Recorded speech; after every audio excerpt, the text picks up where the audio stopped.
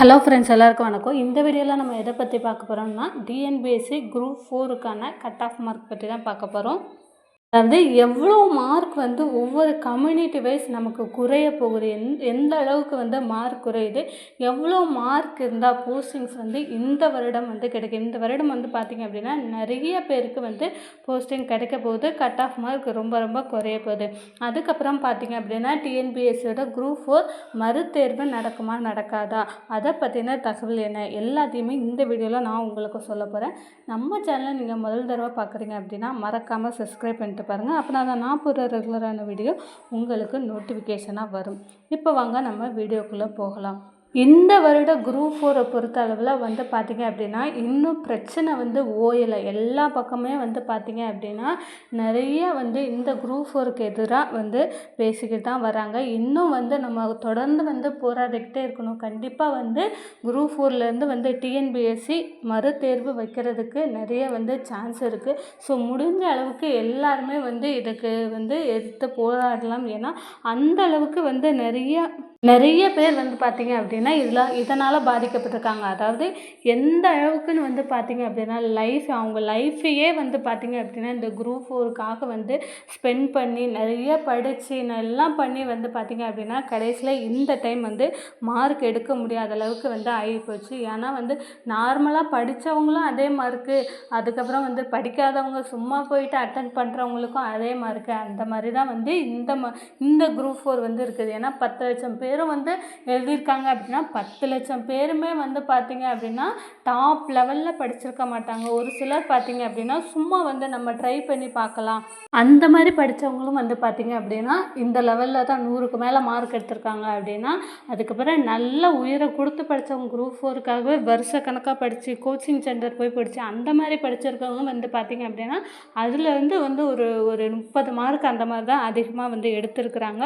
So இந்த லெவலில் தான் இந்த வருஷம் குரூப் 4 இருக்குது. ஸோ கண்டிப்பாக எக்ஸாம் வைப்பாங்களா அப்படின்னு கேட்டிங்கன்னா அதற்கான முயற்சிகள் நடந்துக்கிட்டே வருது. நிறைய பேர் நிறைய ஊரில் பார்த்திங்க அப்படின்னா அதற்கு ஏதாவது குரூப் 4 மறுபடியும் நடத்தணும் அப்படின்னு சொல்லிட்டு கையெழுத்தெல்லாம் போட்டுட்ருக்காங்க. ஒவ்வொரு ஊர்லேயும் பார்த்திங்கன்னா லட்சக்கணக்கான பேர் இதற்காக சைன் பண்ணிக்கிட்டு இருக்கிறாங்க.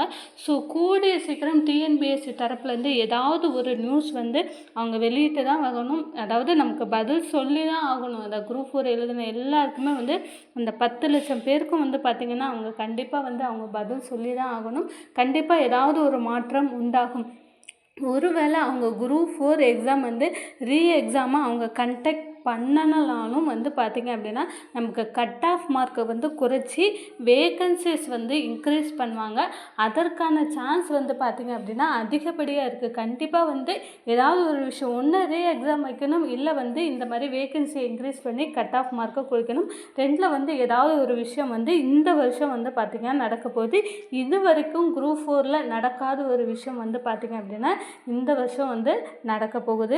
இந்த வருஷம் ஆவரேஜாக நமக்கு எவ்வளோ கட் ஆஃப் இருக்கும், எவ்வளோ மார்க் இந்த வருஷம் எடுத்திருந்தா நமக்கு வேலை கிடைக்கிறதுக்கான அதிகப்படியான சான்ஸ் இருக்குது அப்படின்றது நம்ம ஆல்ரெடி கூகுள் ஃபார்மு அதுக்கப்புறம் நம்மளோட சேனலில் போஸ்டெல்லாம் போட்டிருந்தோம். அதை வச்சு பார்த்தீங்க அப்படின்னா கட் ஆஃப் மார்க் ஒவ்வொரு கம்யூனிட்டி வைஸ் நான் உங்களுக்கு சொல்கிறேன். ஸோ இதிலேருந்து 1 இல்லை 2 3 மார்க் குறையுமே தவிர மற்றபடி பார்த்தீங்க அப்படின்னா கரெக்டாக தான் இருக்கும்.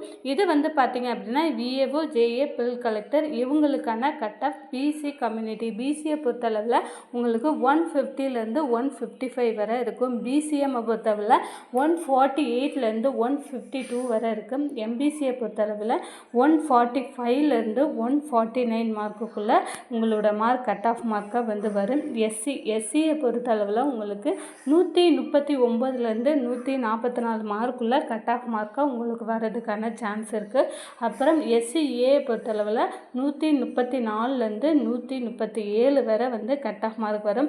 இதே ஜென்ரல் கேட்டகரியாக நீங்கள் இருந்தீங்க அப்படின்னா 155லேருந்து 160 மார்க்குள்ளே பார்த்திங்க அப்படின்னா கட் ஆஃப் மார்க். அதாவது ப்ரையாரிட்டி இல்லை, பிஎஸ்டிஎம் இல்லை, எந்தவித கம்யூனிட்டி கீழேயும் நான் வரமாட்டேன் அப்படின்னு ஜென்ரல் கேட்டகரியாக உள்ளவங்களுக்கு நான் சொல்கிறேன். 155 டு ஒரு 160 158 அந்த மாதிரியான கட் ஆஃப் மார்க் தான் இந்த வருஷம் வர்றதுக்கான சான்ஸ் இருக்குது.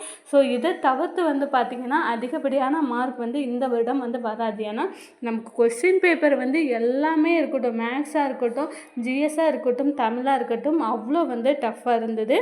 வந்து பார்த்தீங்க அப்படின்னா ஸ்டெனோ அண்டு டைப்பிஸ்ட். ஸ்டெனோவாக இருந்தீங்க அப்படின்னா பிசி கம்யூனிட்டியை உங்களுக்கு 132லேருந்து 142 மார்க் வந்து கட் ஆஃப் மார்க்காக வரும். இதே எம்பிசியாக இருந்தீங்க அப்படின்னா ஸ்டெனோ டைப்பிஸ்ட்டுக்கு நான் சொல்கிறது 130லேருந்து 141 வந்து கட் ஆஃப் மார்க்காக வரும். இதே பிசிஎம்மாக இருந்தீங்க அப்படின்னா 129லேருந்து 141 வரை நமக்கு கட் ஆஃப் மார்க் வரும் ஸ்டெனோ அண்டு டைப்பிஸ்ட்டு.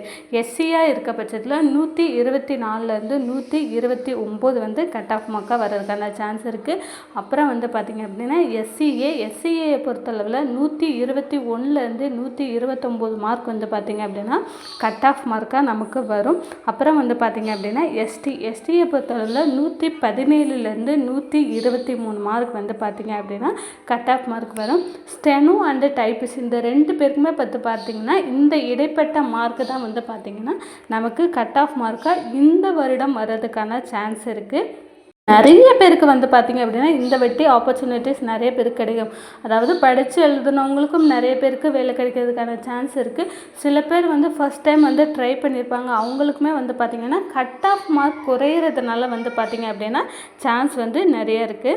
அடுத்ததாக வந்து பார்த்திங்க அப்படின்னா நமக்கு பிஎஸ்டிஎம் வச்சுருக்கிறீங்க அப்படின்னா நீங்கள் வந்து எல்லா கம்யூனிட்டியும் சேர்ந்தவங்க ப்ளஸ் பிஎஸ்டிஎம் வச்சுருக்கீங்க அப்படின்னா பிசியாக இருந்தீங்கன்னா 146லேருந்து 150 மார்க் வரை உங்களுக்கு கட் ஆஃப் மார்க்காக வரும்.